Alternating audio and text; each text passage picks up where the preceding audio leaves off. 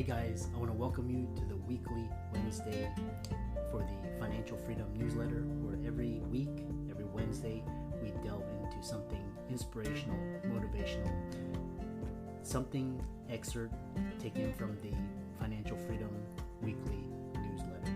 Wherever you are, if you're listening on Spotify, on iTunes, Google, be sure to click the like, subscribe, share, comment.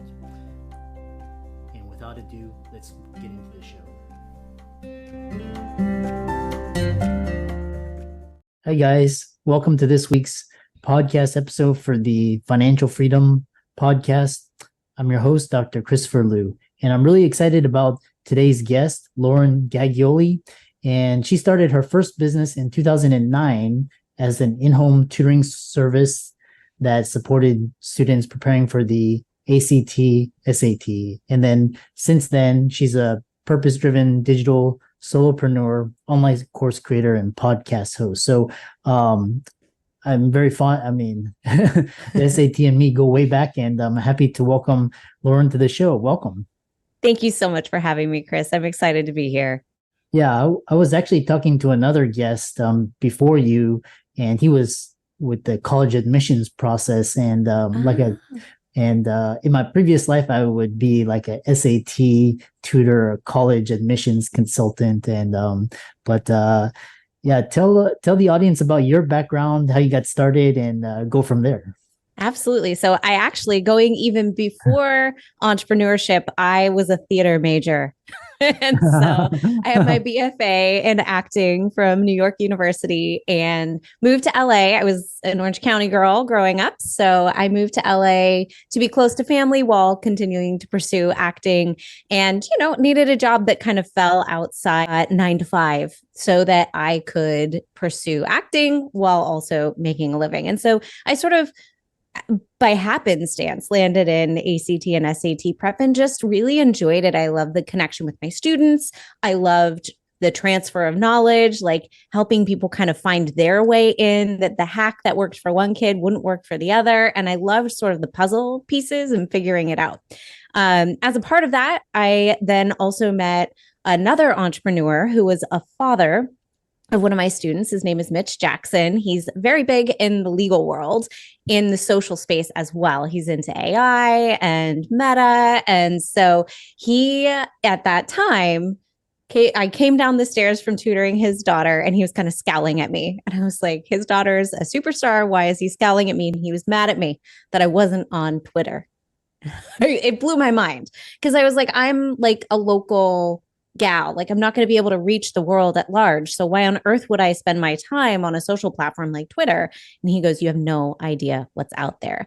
And it just started me down this path of learning about online content creation and the expansive reach of the digital world, which I used my first company to sort of cut my teeth in that world. It was always built to be a sandbox because I knew I didn't want to do it forever.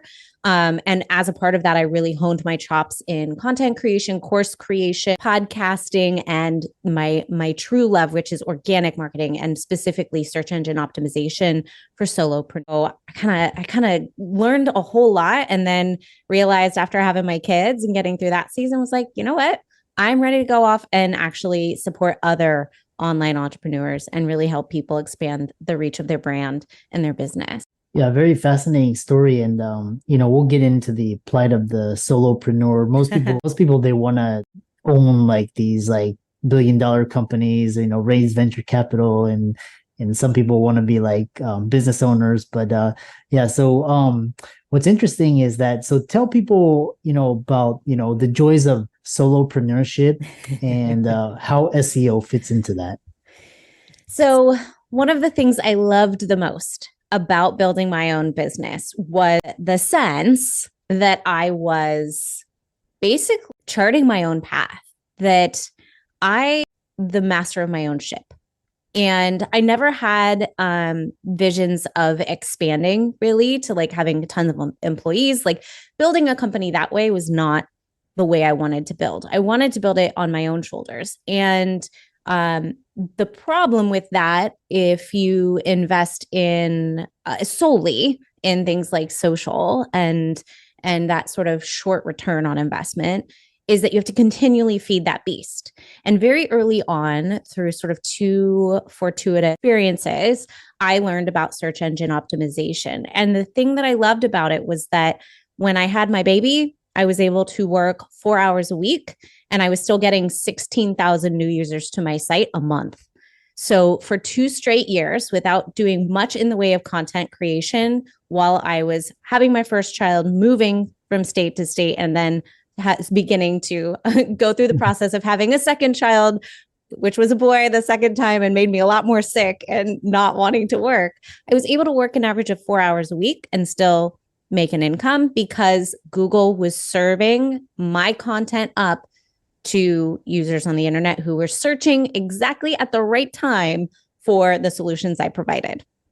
Yeah. So when people have questions, if you have like a really fun brand and like it's something people want to engage with and have community around, then social can be fun and a really useful venture. But I found out early on, after becoming friends with a lot of people who are like in the Disney space and even online entrepreneurship, there's like such an interest. And I think social ends up being kind of like the water cooler for all of us. Like we're so lonely in our guest bedrooms as we work that like having that ability to just go out there and be like, hey, what's going on in the world is lovely. However, if you teach ACT and SAT and you want to have community around it, good luck. Like people are not interested in that unless they're also college admissions specialists, test prep providers.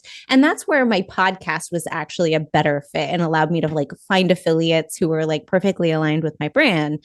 But, when it comes to I'm a mom and I need help with my teenager right now because the test is in 2 weeks, I wanted to be able to be there and support that person, but they don't go type that into Facebook. They go and type that into Google. And so people who are searching for solutions go and ask Uncle Goog is what I fondly call him. And people who just like want to run into cool, fun stuff, that's a great play in social. But the long tail effect of SEO is you write a piece of content today, it can be found 2, 3, 4 years later. It's really, really cool. I can tell you from experience when a friend of yours sends a screenshot from her classroom with you up on her projector teaching a PSAT class because she found you through Google, not because it was me. She just was like, oh, that's my friend from high school. I will play this for my high school students. And I had that happen to me a lot where people were finding me through Google, but they were friends and family and kind of reporting back. But it was all organic search. It's so powerful and it is not as hard as like technical SEO folks make it out to be. Really, really fascinating. And because it's amazing because like SEO, it's like almost like discoverability. And once, you have that ideal client or that product market fit find you, it's almost amazing. It's almost like making a social viral video just goes viral. So when you hit that, it's like everything explodes. Yes. Yeah. And it builds momentum too. The more you do it, the more you invest with it, the more it can pay you back. And it is also so helpful if you're in those early phases of your business and trying to understand like, what is the language that your client is using? Something really simple. I would have put in ACT test prep course. People were searching for ACT prep. Like that's it. And so being able to mirror that language, like we know that mirroring of body language helps people know, like, and trust us. When we're using the exact language that our avatar is typing into the Google search query bar, like, oh my gosh, what a beautiful gift you can give that person of like, I see you and I can help you make the transformation you need, even if it's to your free offering. And usually that's the best right step. But, depending on your product or service, that might be a different play. Understanding search intent, understanding the language being used, it's so valuable. And I think a lot of us feel like we're just throwing darts at the wall, like in the dark, or it's just spaghetti on the wall marketing. You don't have to do that. The data is readily available, often for free. And it's just a matter of knowing where to look and then understanding the user experience and how to create transformation for that cold prospect who finds you through Google, and you bring them in through the matchmaking power of Google and then help them convert them into happy client. And I really like this idea of where you kind of draw you know your limits, and you know your values, and you don't stray. So, you create a business that's self-sustaining for what you need. You're not trying to, take a company public or, any of that. You're just trying to build a sustainable business to align with your goals, which is, a lot of people, they get into business and they say they get into business for free time or more free time or wrong or more freedom, time, financial. Yeah, which is interesting. The other question is with SEO, which is kind of like the bedrock. But now we have things, we talked about social. Now we have AI as well. And we'll talk about that. And how is AI changing, and what's the appropriate way to leverage it as part of your content strategy? So I'm a bit of an AI skeptic in that I think AI, and this is something, I have a SEO copywriter that I work with, and she's far more in that world than I am. She's far more of a researcher and goes down that path. I like the timeless SEO principles. Now, Google is sort of changing. They are leveraging AI in their search. And so we're going to need to keep an eye on that and understand like how to, again, it's just that continuing searcher intent. What's the question beyond the first question? How do we address that? How do we continue to engage? My copywriter says AI, she's like, I will use it as a research tool. I will use it to see what opinions are already out there, sort of in the ether that Google can pull from, or sorry, the AI can pull from, and that Google already knows is out there. And then she uses it to find a unique way to look at things, a way to sort of shift the lens, right? If there's a lot of serious content, maybe she'll come to it with a more playful spirit. If there's a gap that she recognizes as part of that research of like, ooh, this aspect of it hasn't been addressed, she'll use it to elevate a piece of content and add a new wrinkle and a new flair to it. So I think it's not, baby out with the bathwater, but I do feel like we have to know that if ChatGPT knows it, Google knows that it's from ChatGPT and a million different sources. There is still tremendous power of the human element. And I think a lot of people, even if they're not copywriters or they're not readers in general, we know when we're reading something right now that was written by a robot. Now that might change down the line, but I think that sort of that know, like, trust factor, there is a wall up when it was written by a robot. So I think you can leverage it as a tool, but remember, it is a tool and it is the master who wields the tool that makes the difference. So I would say the all or nothing stances don't really serve. I think the truth lies somewhere in the middle, and how you use it is going to be dictated by the goals you're setting for yourself. And I think, in my opinion, I go to timeless SEO principles. Quality content will always win. And right now, the AI quality just isn't where a strong copywriter's quality is. Plus, there are other metrics to timeless SEO, like interlinking and outbound links, that you really need to be thinking about this from many different layers. It's not just about slapping up a post that meets searcher intent. You want to bring people into your own internal ecosystem. And that's going to be a hard thing to do if you're just plugging a prompt into AI and going, give me this thing. Like, it's not going to be able to do all of those aspects. It does need that human touch still. Yeah, it's a tool, how you reckon, then basically how you use it and how you leverage it.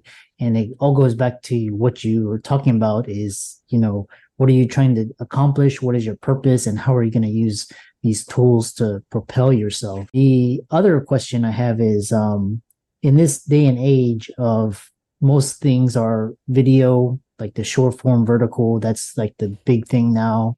How does blogging fit into it? Because now, blog SEO search, with these videos, how does that tie in to blogging and also SEO with the videos as well? So I have a very rebel tendency for being a people pleaser. I am still skeptical of a lot of things. I'm not an early adopter kind of person. So I totally think there is a place for vertical video, short form video. But if you're trying to help somebody with a serious problem, I'm just not sure that a short form reel is going to be the way to go. I think you have to acknowledge Google owns YouTube.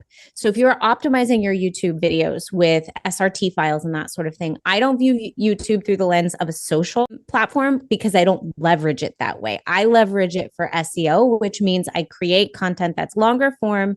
There is a whole blog post built around those videos that it lives at my site. It's embedded on my site.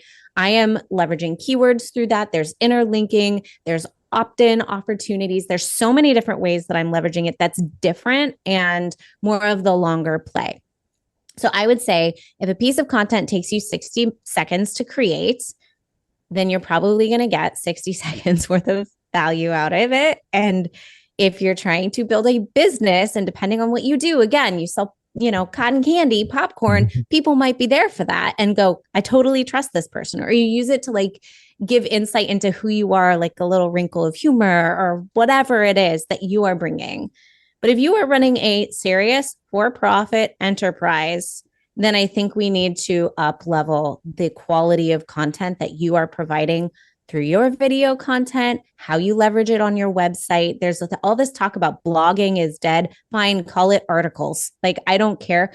Ultimately, Google reads. Like, you can do things to amplify your audio or your video and make sure, we all know as podcasters, put your transcripts in the show notes, videos, add the SRT files, closed captioning, that sort of thing. Google doesn't really have ears, so it doesn't hear so well. It reads really well. And so we want to make sure that that's available. And also from like an accessibility standpoint, it's really powerful for those who can't engage with audio. So I think there's a lot of power to video content. It gives you such a sense of a person's personality in a way that not everybody can put into written word.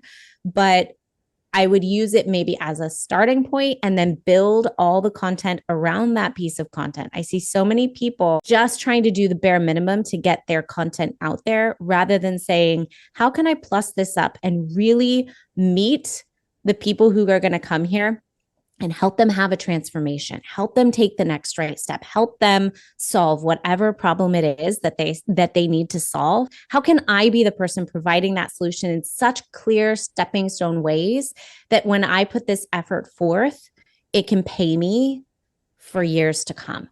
Yeah, it reminds me of, talking to entrepreneurs such as yourself. And, before Google came along and with, before, social media took off, blogs and then basically SEO.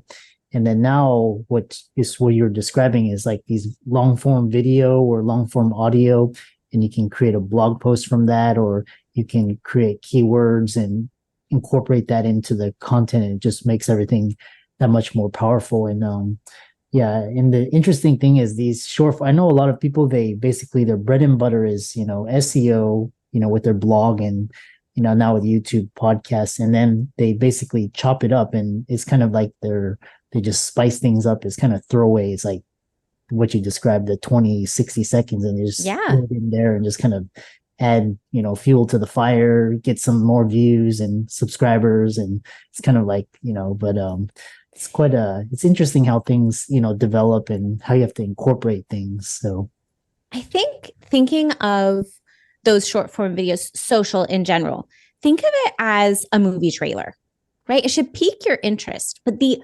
ultimate next step is to buy the ticket and go see the real thing. And so what we do with that is we bring them to our website. So from a blog post, from a video, from a podcast, we can have all those little sort of teasers and say, and now come here. Because the other thing that Google is looking at, and they're tracking us, they're looking at user behavior. And this is where building an email list is really important, that in your emails, you direct people back to your blog. You pique interest and bring them back to your website, because that repeat user shows that you're delivering quality content. And when Google sees, hey, these people keep coming back to this person multiple times, time and time again, that indicates you're serving up quality content. So again, all roads lead back to your website. everything comes back to offering quality content and also understanding what people need to create transformation in their lives and continually helping people take the next right step, be it through free offerings to just get them on your email list, keep them in your ecosystem, just continuing to churn that. Google will start sending more strangers to you if you take care of the people who are already there. Because that's the other thing. I think sometimes we can look out and be like, I need more, higher numbers. Well, no, just treat the people who are already there really well. Have a solid strategy, as you said, as the bedrock of what you're doing on your website. Google will reward you. Yeah. And so really interesting conversation as we come to the end, kind of describe to listeners what you do, how you work with them, how you can help them, and how they can contact you, check out your social media, your work, etc. Absolutely. So my website is Lauren Gaggioli. Everything lives there. So anything I'm about to say, if you remember nothing else, go to laurengaggioli.com. I think the first thing is really understanding what it is you want. What is your purpose and how do you show up in the world? And so I have a course about purpose that is really for everyone, but it specifically has applications for solopreneurs who feel really tapped out or like their business runs their life and not the other way around. So that's Big Y Life, bigYlife.com, or you can come to the site and find it there. And then if you need help with SEO, once you figured out like, okay, this is where the compass needle is pointing, I am ready to charge forth. How the heck do I get people to find me when they need me? I help with that. So I have a course called Organic Marketing Ecosystem. Organic. So it's not just SEO. It is the timeless principles of SEO that are then how do we leverage those in, it fits Google. It also meets the human need and allows people to start to say yes to your offerings. I also do one-to-one work with clients as well through Content Catalyst. So that's more of a bespoke solution, has a, higher price point, a wider range of options there. I know every solopreneur is coming at a different point. Like they're either at the very beginning, they don't even have a website, or sometimes they have a website that needs some reworking, or they were on the right path, but they've kind of lost their way, and we can meet them there as well. So lots of different ways to work together. But at the end of the day, if SEO feels scary, if it feels like it's a slimy cesspool and you just don't even want to go there, this is a very different way, a very human-centric way and heart-led way to really treat your future clients to a little preview of what you do and invite them in a really organic way. So if, more traffic, more clients, and more profits for you sound great, then I'm your gal. I can help. Yeah. And for the audience out there, let's thank Lauren for a fantastic conversation, SEO. I'm always fascinated in different technological marketing breakthroughs, and all of her resources will be in the links and show notes. And with that, thanks so much for coming onto the podcast. Thank you, Chris. It was great to be here.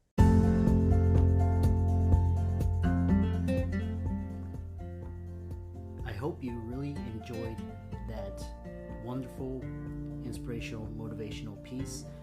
Again, wherever you are listening, if you liked it, be sure to like, comment, share, subscribe. We're on everywhere: Spotify, iTunes, Google, Amazon, Audible. And without much ado, be sure to thank this show's sponsors, and we'll see you next week.